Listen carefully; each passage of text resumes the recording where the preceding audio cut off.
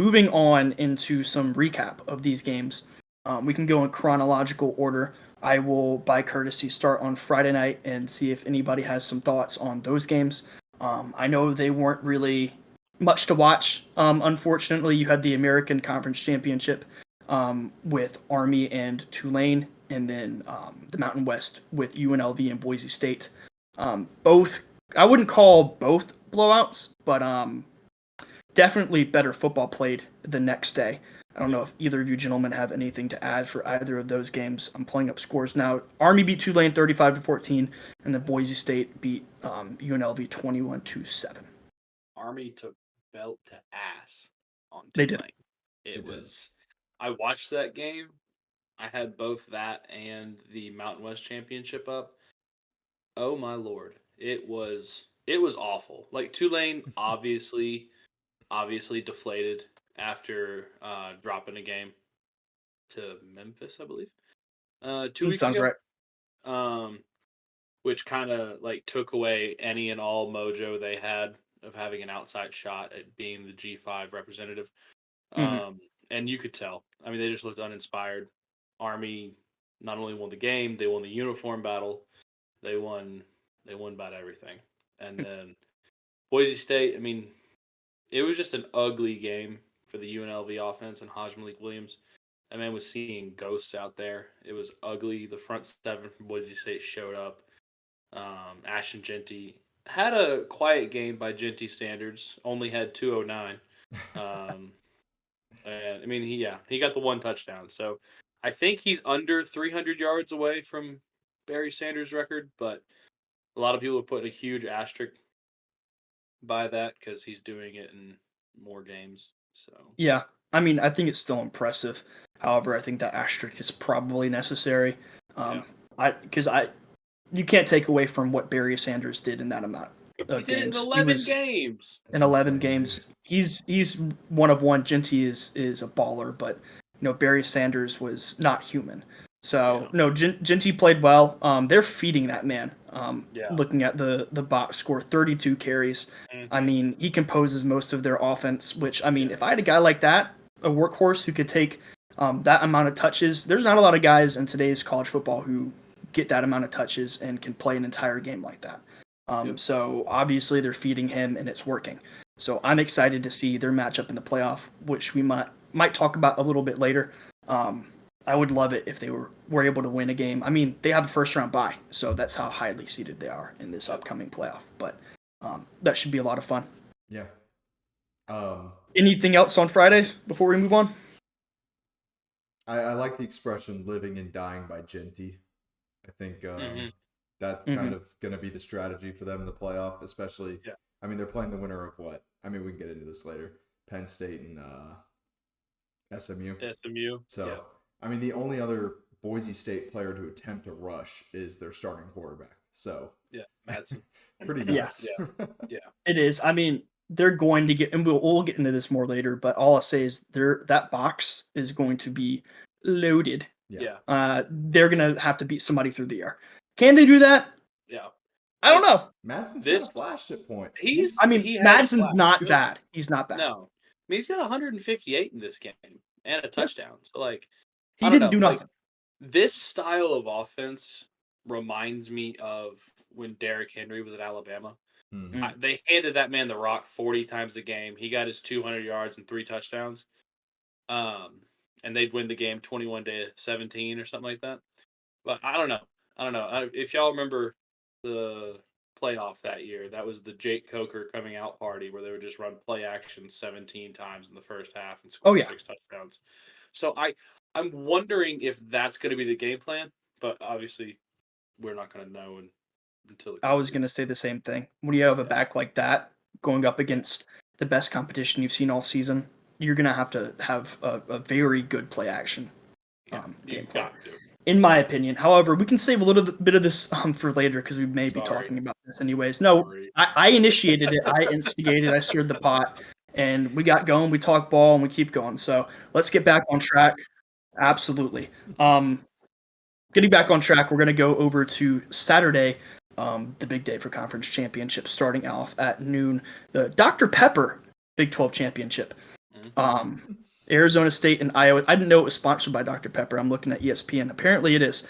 Anyways, Arizona State had their way with Iowa State. Final score was 45-19. If you didn't watch our Dogs of the Week video, go watch it. We talked about the player of the game in this game, Cam Scatabo, one of the better running backs in the entire country, had himself a hell of a day. And Arizona State seems to be getting hot at the right time, and secured themselves a first-round bye in the playoff. And I don't know if I wouldn't see them right now. I think they're going to play a hell of a game. Whoever, I forget who's in their side of the bracket, but whoever they play, I think that's going to be a fun one. Yeah, for sure. They've won 6 straight, by the way. Go ahead, Noah. Hot at the right time. So you can do that in college football now.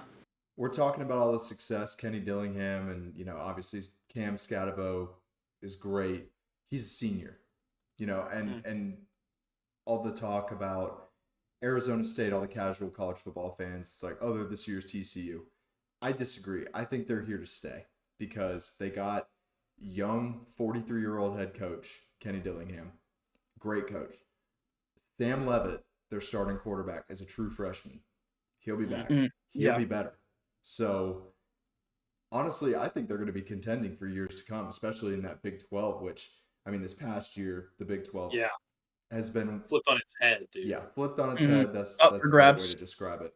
Wide open. So, here we go. Arizona State, some call it a sleeping giant. I did not. I was not familiar with their game as a sleeping giant. But I think they're here to stay. Just to clarify what Brandon was mentioning earlier, they play the winner of Clemson, Texas. There you go. In Atlanta. We can get into that later. But I agree. I think that I don't think I've heard this nickname, but I think it fits too good to not say. Like the Scat Pack is what I'm going to now refer to Scatabo as. Like that I dude, love that. He's boxy, but like has a different gear that just as soon as he gets through the front 7, that boy is gone, and he is running over any DB that's going to stand in his way. And Drew, I hope you know I'm clipping that. I'm gonna make it. I'm gonna make an edit out of that. Did you come up with that on the spot? You can lie and say yes, because I would. No, I didn't come up with it on the spot. I came up with it like while I was at work today. But you came up with it. Yeah, I did. I love that. That is hilarious. No, the kid's a baller. I'm gonna search that on Twitter, see if anyone has made that. We need to trademark that. We need to contact him and get some merch going. That's awesome. Man, just let you know. But anyway, on top of everything, the balls on Kenny Dillingham to go for it on 4th and 1 on inside his own at least 40. I could have sworn it was inside his own 30. When Iowa State just like loaded all 11 dudes in the box to stop the QB sneak or the halfback dive. This man has the balls to run a play action and have a wide receiver running butt booty naked down the sideline and turns it into 6. I'm like, oh my, this is ridiculous. I'm not gonna lie. This game was a pick 'em to start. I had Iowa State just because I wanted the points. Screw me, I guess. Yeah. It's fine. It's only $5. It's all good. Hey man, Vegas didn't Vegas didn't think that either. So I don't think usually the money is right a lot of the time. So can't fault yourself for that. Arizona State just looked dominant, and like I said before, this is the perfect time for them to get hot. Yes. And in the new format of college football, you lose a couple games in the beginning of the season, it's not over. You win 6 in a row, you get hot for the playoffs, you get rest in the first round bye. So props to them and what they've done. Wide open Big 12 and absolutely took advantage of that. On paper, Arizona State was at a disadvantage because their number 1 wide receiver got injured. That's really the only reason I picked Iowa State. Yeah. So, it didn't matter, though. They had Scat Pack. He took over. That's right. Yeah. All right. Anything else on Big 12? About the nickname, Drew. It's known amongst the ASU fan base, but I haven't seen any national media pundits use it. So let's push it. Yeah, I like it. I like it. We could probably make an edit of Scatabo highlights. I don't know. I'm just spitballing. Yeah, we were talking talking about merch earlier, like a Scat Pack T-shirt would be hard. Yeah, I love that. We'll talk shop. Behind the scenes look at the 3-0 boys. Yeah. No, that's gold. I love that.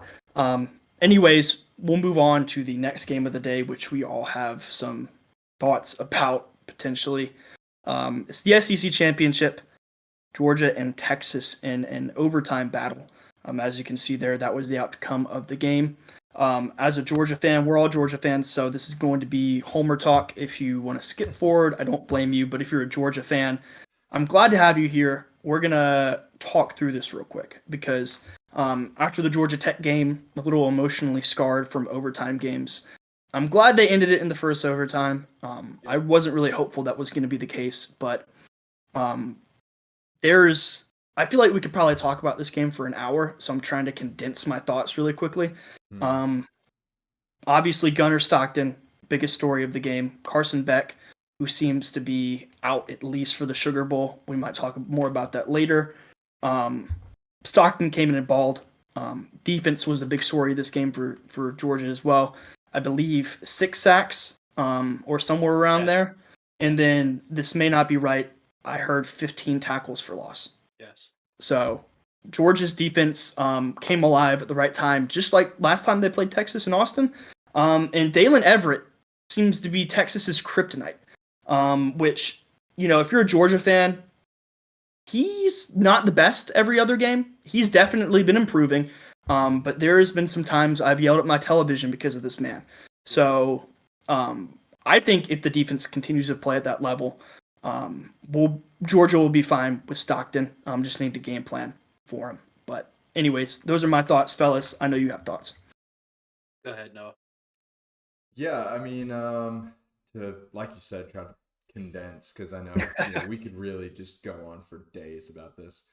I guess I'll start at the play before halftime. I think it was the stupidest thing they could have done to attempt that Hail Mary. You're 4 yards out of your excellent kicker's field goal range. Why not send him out there to try to tie the game?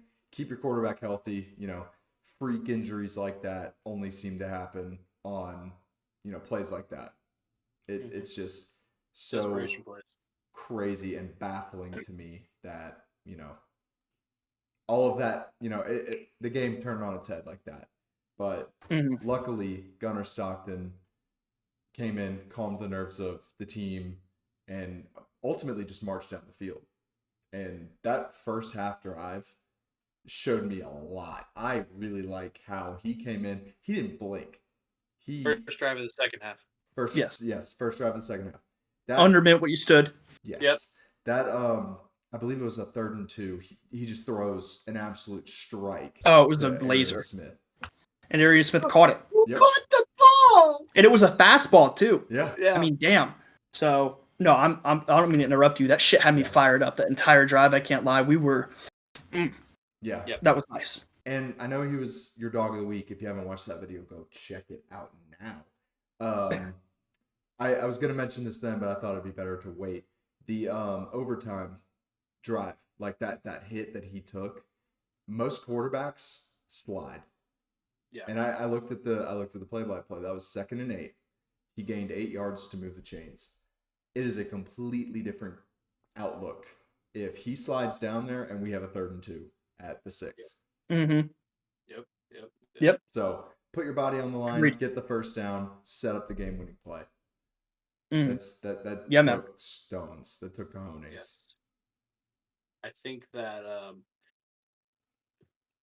Kirby, considering the quarterback room and the lack of a starter potentially moving forward, I think Kirby might be having sliding lessons. So that doesn't happen anymore. Yeah. Listen, Gunnar, really appreciate what you did in the SEC championship, but slide. All right. We got two downs to get 2 yards. I think we can do it. Hopefully. Anyway, yeah, I mean, not really trying to sound like a broken record here. Gunnar Stockton, thank God for coming in and doing the damn thing. And I tried to make an edit on TikTok about like how Gunnar Stockton showed flashes of Stetson Bennett. Maybe a little read option, a little, I don't see anything. I might as well see what I can get with my legs. to set us up for success in the next down, and that was really cool. Like Yeah. it was really refreshing to see a quarterback not only come in with the lack of meaningful snaps that he had and have that confidence, but have it with a way that we have seen success in the past. Um, it Hmm. was also really nice to see what I genuinely think happened is that the offensive line, the receivers, and the running backs all knew. Listen, Carson Beck's not here. He's not going to save us. We can't depend on his arm. We've got this kid Gunnar Stockton who is a good quarterback, but we're going to have to rally around the kid to set this up for success.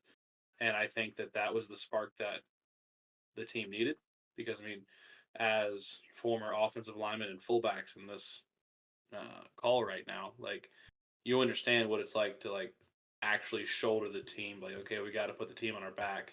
The run game has to um, put up numbers because we don't know if this kid's going to be able to deliver.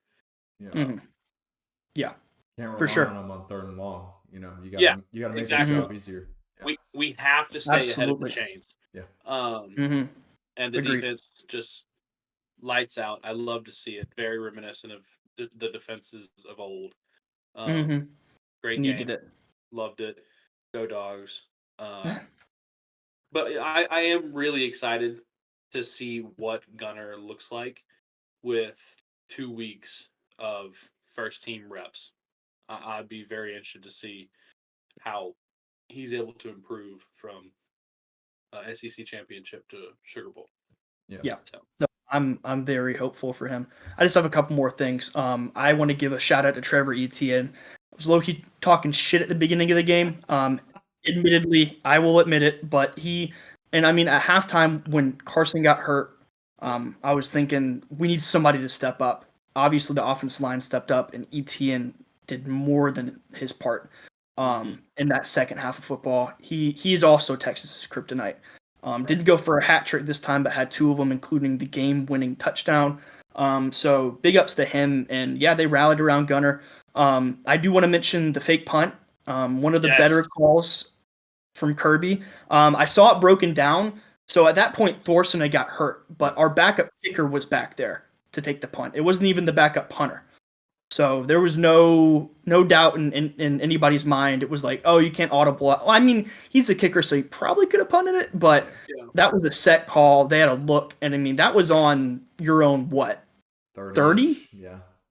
And that sparked a drive that didn't end in a touchdown, but you kick a field goal, and it was kind of a death march-esque drive where you drain time off the clock, which at that point in the game with your young, inexperienced quarterback, shorten the game, don't give time for mistakes, stuff like that. So that was a critical point in the game. Great coaching by Kirby. And from here on out for Georgia, I think the biggest thing winning these playoff games is going to have to depend on the defense and the scheme that the coaches come up with on both the offense and defensive side of the balls. If I am Mike Bobo, I am looking at Vanderbilt and Georgia Tech's offenses. I'm putting in some quarterback design power plays because that's what Gunnar Stockton brings to the table. Yeah. And I'm hopeful for him. I like you said, Drew. I saw an edit on TikTok. It was "To Like Him" by Tyler the Creator, and it was Gunnar Stockton and Stetson. She got me a little emotional. But he's the Stetson Bennett archetype. So gotta use it.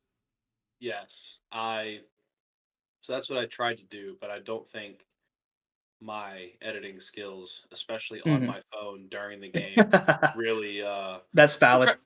Just trying to distract myself from what was going on. But anyway, 2 points that I just remembered. Shout out to Carson Beck for coming in to be able to hand the ball off because I believe you, Brandon, said that you saw that he was unable to grip a football. That's what I heard, yeah. So shout out to him for coming in to just be able to take the snap, turn around, and hand it off. I got something here too. I don't know if the next thing you have No, to say is about this, but I did have something to add. About Carson? About like that last play. But go ahead. Take okay. it. Yeah. I was just gonna say, on that last play, like you can tell the impact that the Stockton scramble and the hit had. It kind of galvanized that Georgia O line, and Beck comes in with one arm. Yeah.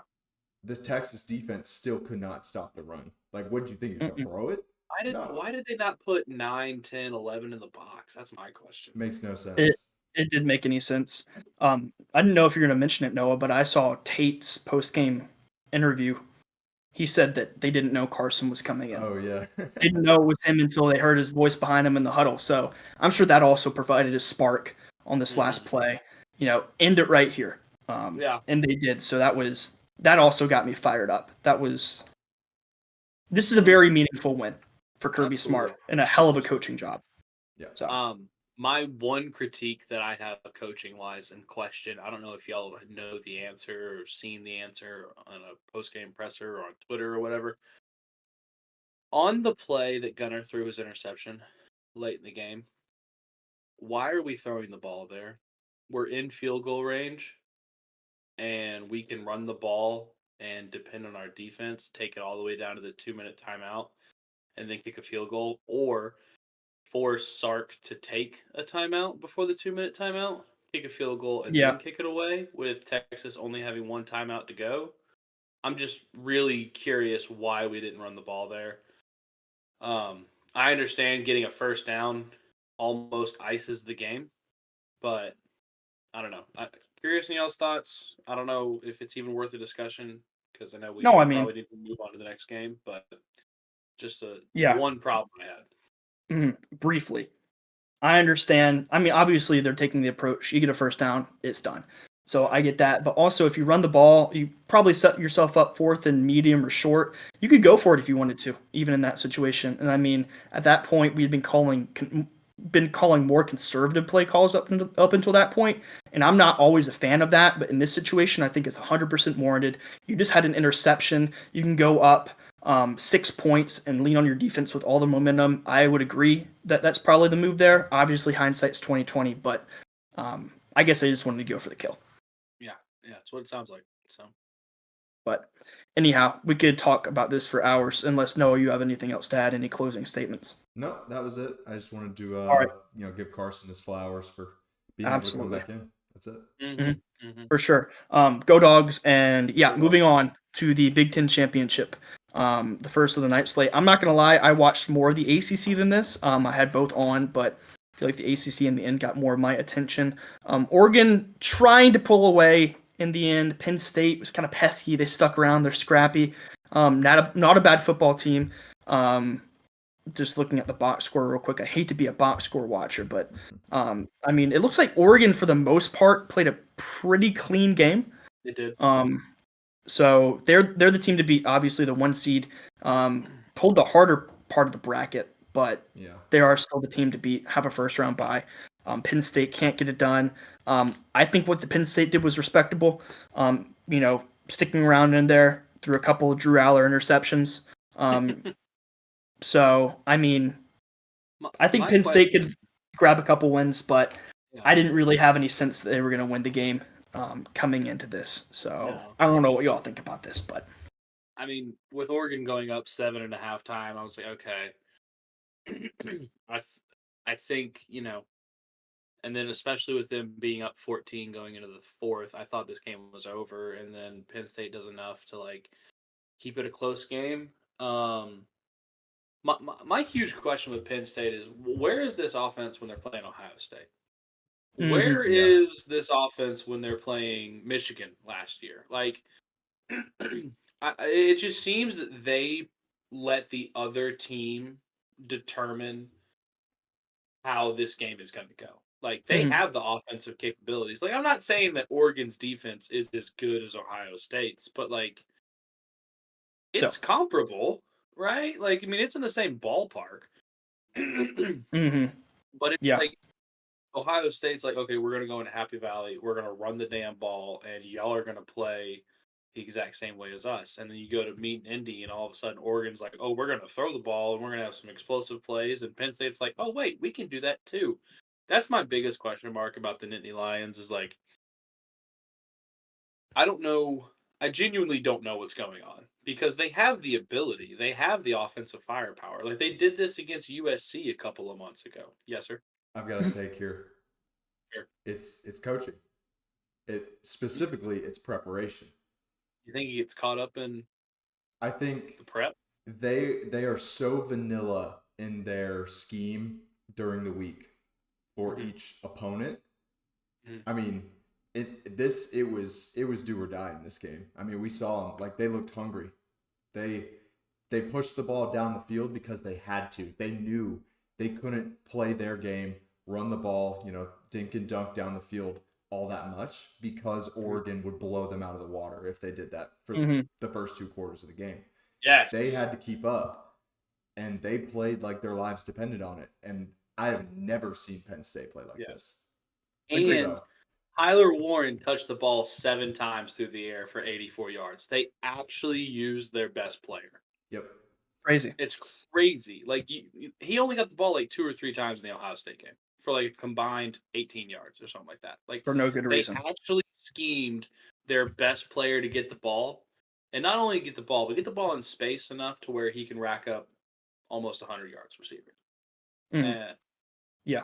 I mean, I think Penn State has the capability to be a great team, an elite team even. If you look at their roster, it's littered with talent. They have guys all over the board. I think they got to start trusting Drew Aller some more. I mean, I understand you kind of want to play damage control, and he has not been the best player. Obviously, they uncorked him a bit in this game. Had a couple picks, still some decent production, but Katron Allen and Nick Singleton are great, but if you're only running the ball the whole game, it becomes a bit predictable. Yeah. I think I would agree that their scheme kind of rose to the occasion, and it's going to need to be that if they want to make a push in the playoff. Like I said, they have Katron Allen and Singleton are 2 of the better running backs in the entire world of college football, in my opinion. Along with Tyler Warren, who I don't know if he's a Mackey Award finalist, but he probably should be if he isn't. That's the tight end award? Yeah. Yes, he is a finalist. He was all along with the. So I mean, like, I think they have the talent. I just don't know if I believe in the coaching in this scheme quite yet. Yeah. It looked better. It looked better against Oregon, and if Oregon is truly the number 1 team in the country, and you lose a 1 possession game to them in a conference championship, there's much worse ways to lose. Yeah. So they can always bounce back, but we'll have to see how they adapt in the playoff. Number 1, shout out to Oregon for covering despite the Penn State offensiveness. Number 2, they might want to cover Tez Johnson. I'm not going to lie. I did not realize that he had this monster of a game. He had 11 receptions for 181 yards.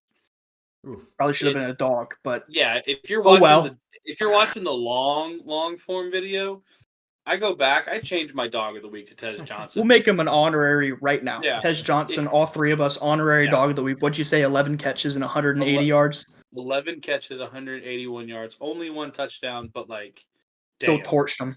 Yeah, like you might want to cover. He's a hell of a player. But yeah, I mean, it's crazy. Like the conference that has now become offensive firepower. The game ended 16-19, and then the conference that has become defensive minded ended 45-37. So shout out to the Big Ten for the fireworks. Genuinely. Absolutely. No, I love that. Usually in the years past, the Big Ten championship has been the winner of the game plus insert decently good Big Ten team here that year. Sorry, so 22-19. My apologies. You were talking about into overtime, though. Yeah. That's how I saw it. So if they watched the game, they would know that. Anyways, moving on, unless we have anything else, to the other game that started at 8 o'clock on Saturday, the ACC Championship, which also had some fireworks towards the end of the game. Don't remember exactly the score, but I do believe that Clemson pulled out in the beginning by at least a couple of possessions, to my knowledge.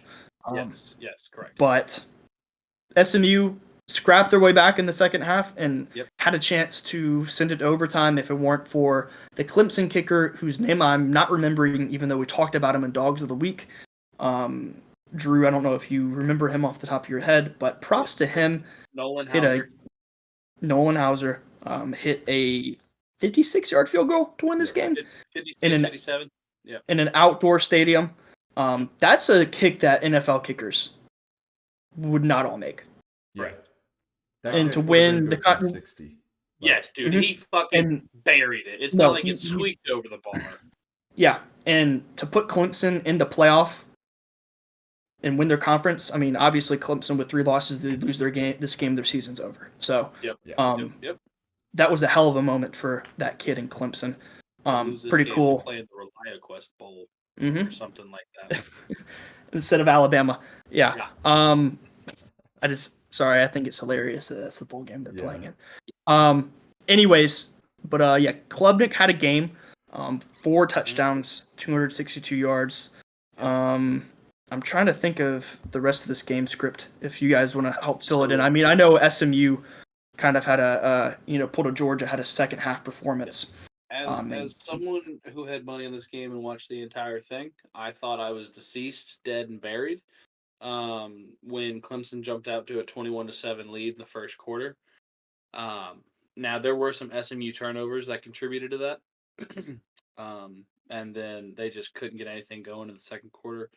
Going into halftime, it's 24-3. Like the announcers are even like on board. It's like, okay, because they're trying to keep ratings up. It's like, guys, please don't change the channel. I promise, SMU has one of the fastest offenses in the country.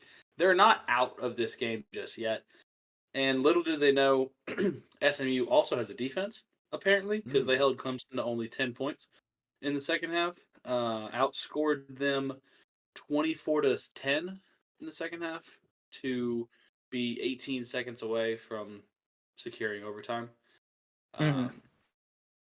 I mean, up until that final kick, they outscored them 17-0 in the fourth quarter. So just an absolute masterclass of an almost comeback by SMU. Yeah. But came up just short. And honestly, it came down to special teams. That's what the game when games get like this and they're this close and the teams are this evenly matched, special teams comes into play. I mean, Clemson had a 40-yard kickoff return. That was one hell of a return, dude. It was a great return, but like he also broke like 4 tackles. So like, Mm-hmm. Like Adam the special teams Randall. coordinator is gonna have to be Adam Randall. It's funny, like okay. it's funny how like guys like Adam Randall, like the only people that know him are probably like Clemson diehards, right? Because he was like a highly touted kid out of high school, and then like slowly but surely, with how Clemson has been able to recruit, he's just fallen down the depth chart and become a special teams guy. And then all of a sudden, he breaks a 40-yard kickoff return that sets them up to win the ACC championship game, and now he's a Clemson legend. Yep. That is the beauty of college football, and that's why we're here. So there's your game script. There's all the names necessary to throw into your game script. Also, sorry, I want to give a shout out to the SMU quarterback, Kevin Jennings. I mean, good God, 50 attempts, completed 31 of them, 304 yards, 3 touchdowns. He did have a pick, and I believe he also had a fumble, if I'm not mistaken. He did. He had a fumble. So, hot and cold, but they live and die by Kevin Jennings. So, SMU almost did enough, but they have the opportunity to resurrect themselves in the playoffs. Yeah, luckily. That's all that matters. Mm-hmm. Luckily, the correct decision was made, and we can get more into that later. But I think if SMU would not have made it, it would have been a crime and an indictment on the world of college football. Don't play conference championships.